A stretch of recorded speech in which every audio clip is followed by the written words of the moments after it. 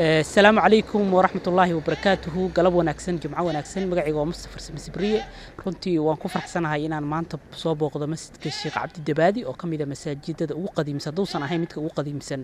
ee magaalada Dhusmareeb. runtii waxaan ahay qoraa Soomaaliyeed waxaana wax ka qorayay taariikhda magaalada Dhusmareeb. masjidkani waxa uu ku yaalaa xaafadda Waaberi oo ah halka ay ka bilaabatay magaalada Dhusmareeb. waxaana garabteega taagan Sheekh Bashiir Sheekh Cali Sheekh Cabdi. bismillahir rahmaanir rahiim alxamdulillahi rabbil aalamiin wasalaatu wasalaamu ala ashrafil mursaliin sayyidina Muhammadin wa ala alihi wa sahbihi ajmaciin. maanta waxaan joognaa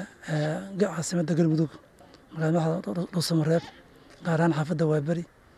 meeshii magaaladu ka bilaabatay ayaanu joognaa. waxaa maanta anaga tan sharaf iyo qiimo noo ah qoraaga Soomaaliyeed walaalkeen Musdaf Warsame Sabriye Musdaf Timcadde oo garabka naga taagan oo wax ka qoraya magaalada taariikhda soo martay iyo mashaayikhda oo kamid yahay sheekhana weyn Sheekh Cabdi Maxamuud Dabaadi asaasihii magaaladan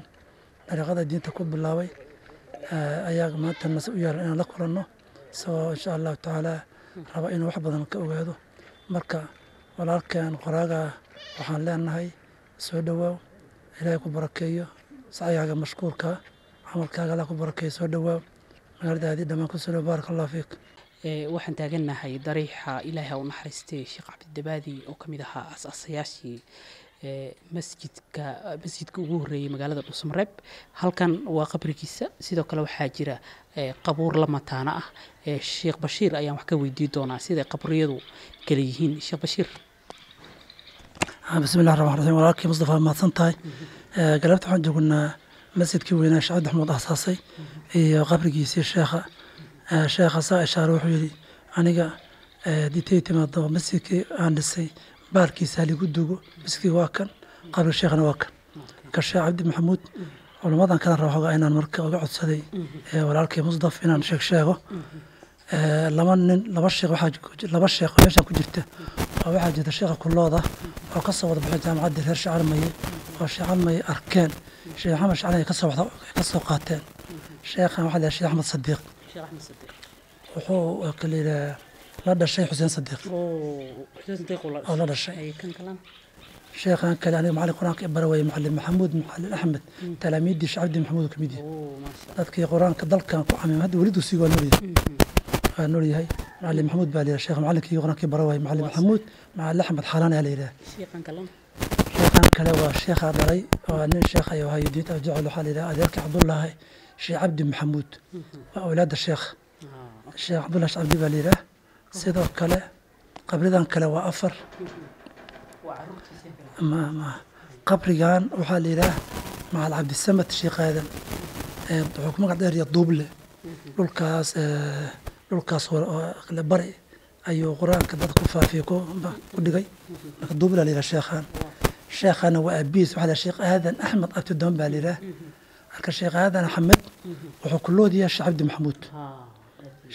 ku loodiyaa iyo Sheekh Ahmed Sadiq ka Sheekh Aadan Axmed jaamacadii sidoo kale ka soo baxay Sheekh Shacalmaye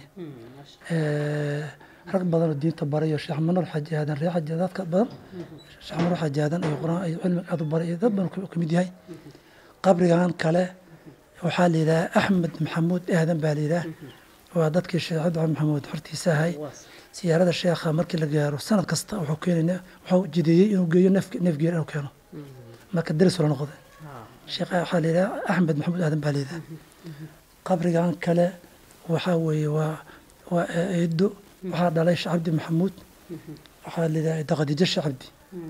Sheekh Cabdi Maxamuud baa la yiraahdaa marka sheekha dhalay Khadiijo iyo Cabdullah Sheekh Cabdi awlaad Sheekh Aadan Axmed iyo Sheekh Ahmed Sadiqna waa ragii talaamiidii ka soo baxay Sheekh Shacalmaye macallin Maxamuudna waa xorowgiisii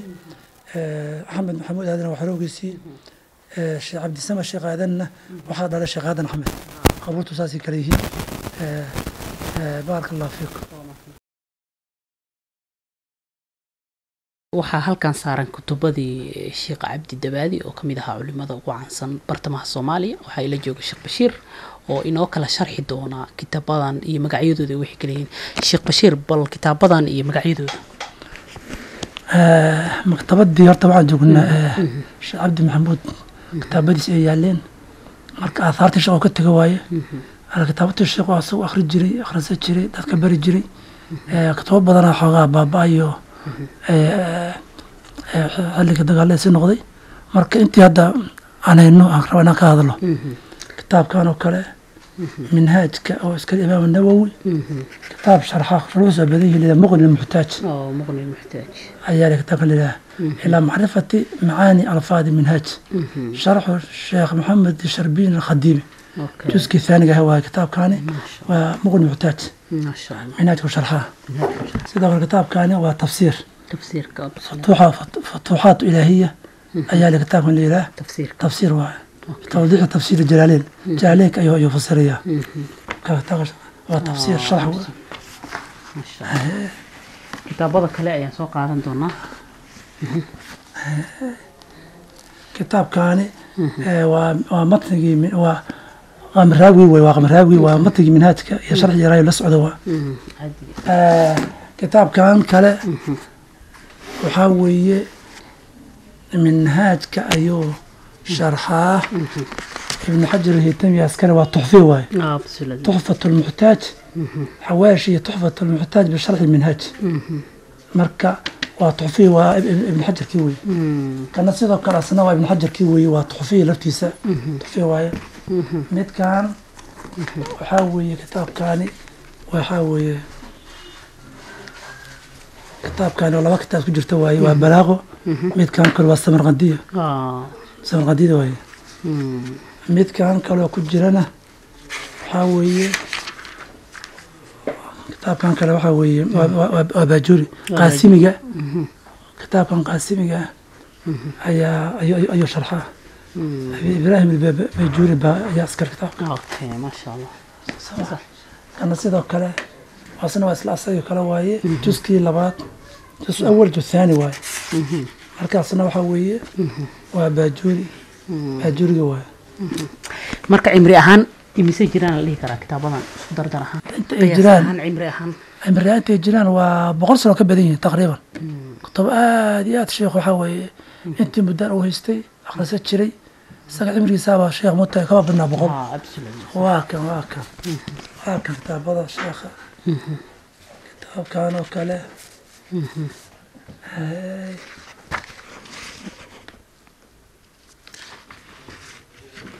كتاب كان وحوي منهج الطلاب شرح يسوي فتح الوهاب كيوي وسكلي أبي يحيى زكي الأنصار منهج الطلاب كيوي كان واساوي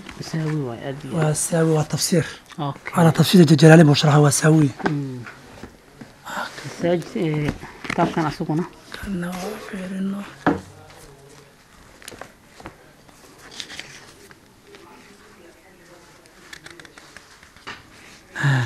كان وحوي أبو جيرمي على منهج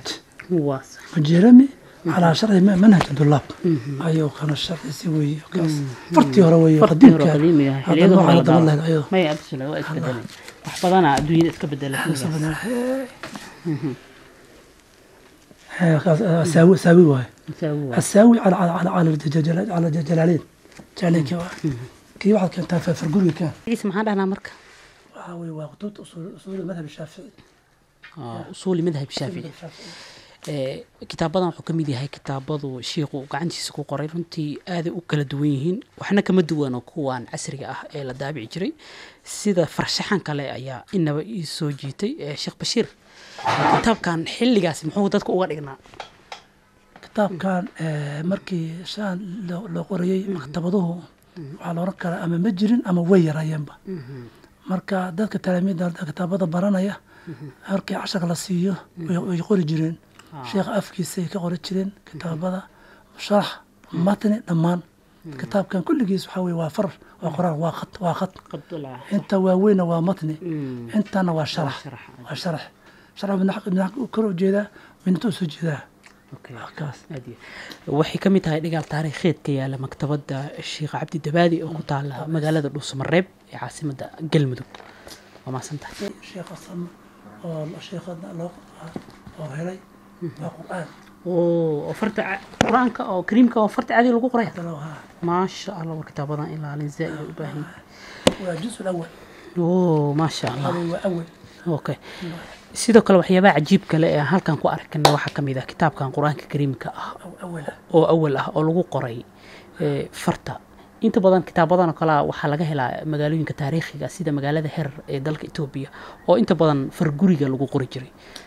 okay waxyaabaha taariikhiga ee halkan aan ku aragnay inkastoo burburkii dawladnimada Soomaaliya uu saameeyay waxyaabo badan in lumaan waxa kamid ah ushi sheekha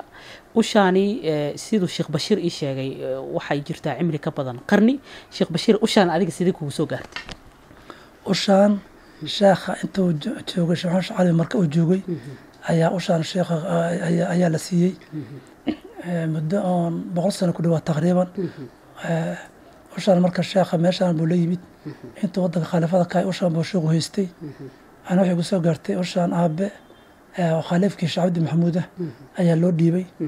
24 sano aabe xilka ushaan asaga hayay markii aabe wafaaday ushaan aniga ushaan aabe ana la dhiibay sidii markaan u hayaaho saas ku soo gaartay aad u mahadsantahay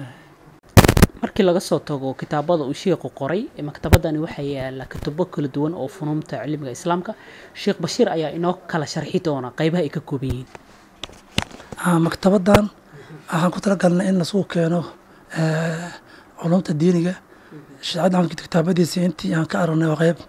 iyo qayb kale oo culumta islaamka oo ayagana la keenay كانوا كلا تحفة المحتاج بشرح المنهاج كتاب تحفة هواية كانوا كلا مجموع إمام النووي النووي كاسو كلا حاول كبرى يا في فقه المذهب إمام الشافعي كاسو كلا عمدة القاري شرح صحيح البخاري وكاسو كلا قرن إذا مد كاس كفاية التنبيه شرح التنبيه يا سجن الليلة هركا كاسو كلا عون معبود مد كان متكان مشاس كله أنا معبود أبي داود في قرن كاسو كل شرح مشكلات الآثار هي ليلة كتبت حلوت ترى قلت كاسو كل سير على النبلة وسيرة دي على كاسو كل عالي الاستذكار يعني لما كتبت أنا حديث الدين فقه الدين علوم الدرمان وعلى مسائل وقف كل شيء ماذا هو مساش aad في الصلاة مركوا مكتبات هائلة أو حتى ما كسرت الدقيقة aad looga helin إن شاء الله تعالى أنت